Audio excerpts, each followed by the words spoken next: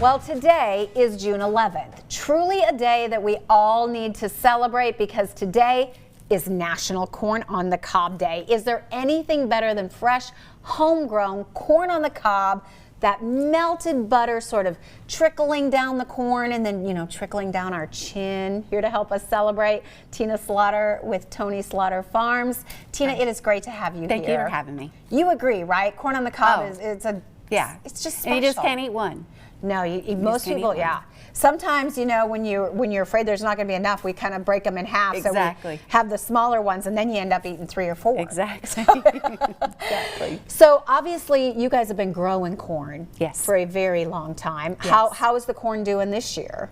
It's okay. It's a little early for our area, of course. Yeah. But, you know, corn is so weather dependent. You know, you have too much rain. Not a good crop. Don't have enough, it's not a good crop. You could have wind damage.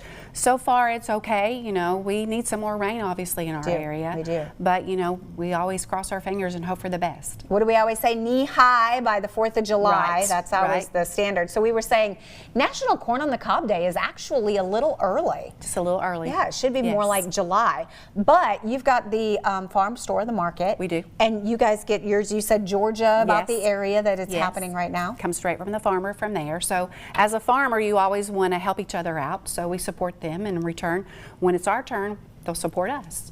That's wonderful. Yes. Full circle. And you brought a couple of the varieties today that you said are really popular. Yes, this is the Silver Queen. This is the Peaches and Cream, and this is the Honey Select. Of course, most people are more familiar with the Peaches and Cream and the Silver Queen. They're an older variety of corn, but of course it's one of the most popular. There's a lot of other varieties out there on the market, but our older people, that's what they knew, that's what they grew up on, and that's what they want. So make now sure you this have that. one, the Silver Queen, I've not had that one before. I've had the other two. Yes. Yes. But I'll have to give that one a try. They're all good. I've never met a corn I didn't like. I would agree. I would agree. And when you're cooking corn, obviously lots of different ways, but I'm sure over the years you guys have really perfected it. What's your go-to? Of course, I like to put it on the grill. Okay. And you know, of course, your go-to is always put it on the stove, boil it, and get the butter out and just slather it all up and eat it that way. You know, a lot of people even put it in the microwave, wrap it up in a piece of not aluminum foil, plastic, and put it in the microwave.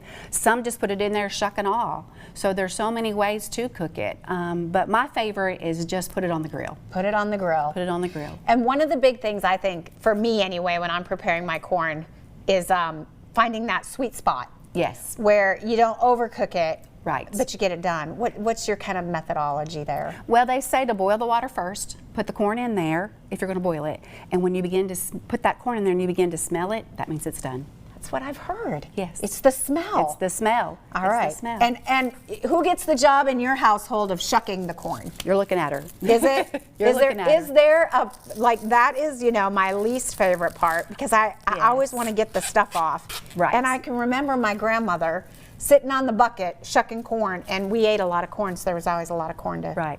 It's messy. Yes. Shuck it. I kind of take it and kind of roll it with my hands to get some of the silk off. And then of course they have a corn silking brush that you can buy. So yeah. Get that all off. Yeah.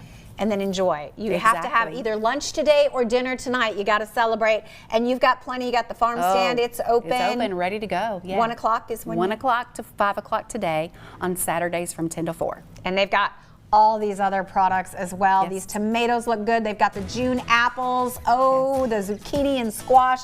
It is right there on Fordtown Road. You can also follow Tony Slaughter Farms on Facebook. Thanks for helping us celebrate, Tina. Thank you for having me.